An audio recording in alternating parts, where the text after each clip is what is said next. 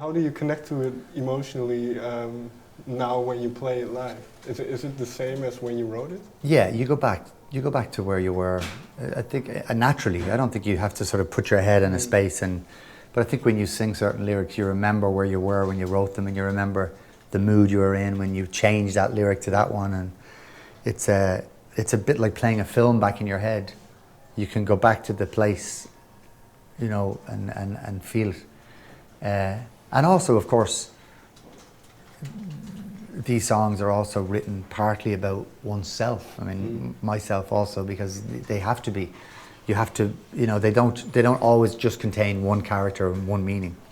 So they sometimes get a little vague, but that's good because it broadens the net a little bit in terms of what the song is saying. So I find that necessary. I find it necessary not to be too specific, because then I'd go into private language. Right. If it was really specific, I'd be using terminology that me and my friend only use, and it would close the door for anyone else to understand. So it's important to leave it broad enough to be understood, and yet private enough to be heard. Is there a song then on the record that gave you a new understanding of something, or I mean, I think writing songs, every time you finish a song, every time you say that song is done, you've really learned a lot about how things, because starting songs is the easy part. It's easy to sort of get a chord and maybe one line, but it's finishing a song and saying, now I've said what I need to say, it's wrapped up, it's done. That's when you realize how much you've learned in the process. And I think it's very important to finish songs, even if they're not good songs.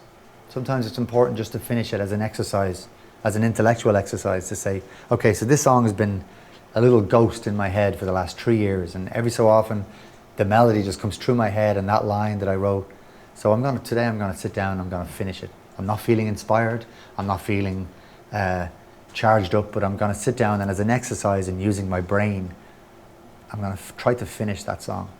Has it in that way, well, you kind of touched upon it earlier, but has it been more of a labor to finish this album? There's definitely been more sweat than there has in the past, yeah. But I don't think it's because inspiration has disappeared. I think it's more because I've become more specific about what it is I'm trying to get at. Right. I think so. Okay. And well, you mentioned Didn't He Ramble, the song, and it didn't end up on the record, but was the reason, because you say it was very close to you, is that the reason why it ended up as the title? Yes. Yeah, I wanted the song to make the record, and it didn't. And I'm sure I'll find a way to put it out later. Maybe I'll fix a few little lines in it. But the song meant a lot to me, so I called the album Didn't He Ramble, which I think also kind of describes the life of the musician and the songwriter, the troubadour, if you like.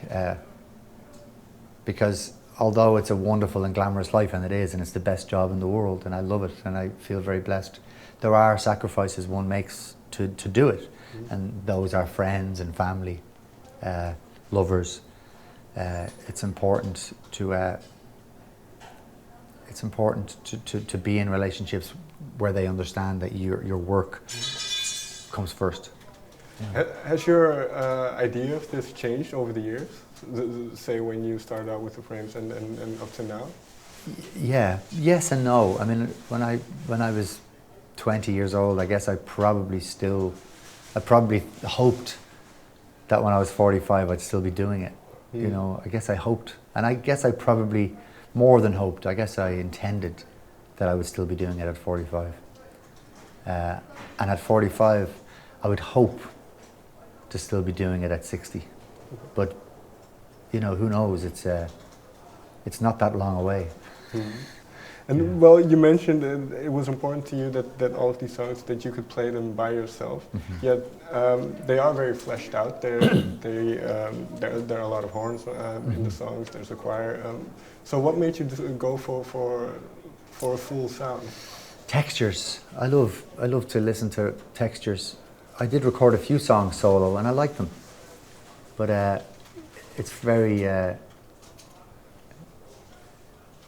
tempting and very enjoyable to add colors and textures to a melody. And maybe next time, maybe in a few records from now, I'll make a record with just a guitar and me. But I felt that these songs deserved just that little bit of almost cinematic kind of background, you know. Did you play? Did the people that played on this record, were they the same as your previous solo record? Some of them, basically the same band. Brad Albetta on bass, Thomas Bartlett on piano and keyboards, Rob Moose on violin. But then, of course, the Frames guys are also on there, and then the horns that I've been working with on tour for the last couple of years. Those guys are on there. They brought a lot to it also. And then there's a few other musicians that I'd never met before who've come and gone, which are wonderful to work with. It's very important in the studio environment to challenge yourself and to work with people that you're maybe a little bit intimidated by, because they might bring something to your song that you never thought of, and it's fascinating. Is it a thing of taking yourself out of your comfort zone? Yeah, because when you're out of your comfort zone, some magic stuff can happen, and then it can be a disaster. But hopefully more often than not, good stuff can come from it. If you think back of the recording process, was there one magical moment for you that you didn't see coming? Grace Beneath the Pines, which is the first song. I originally wrote that song fast. I wrote it on guitar, like there'll be no more running round for me, like a kind of almost like a bebop sort of, like or rock, you know, more of a rock and roll song. And then I didn't like it. It didn't fit right. It didn't feel. And then I tried it with just piano, and that felt much more in the area I wanted to be, because I wanted it to feel. I kind of wanted it to feel more prayer-like, rather than soulful, because it's kind of a soulful lyric, you know. And then I thought, okay, maybe just drone. Or maybe I just want one note, just going bong. And then so Rob played the violins, and it was fascinating. It really surprised me how it felt then suddenly quite spiritual, or quite, you know, suspended.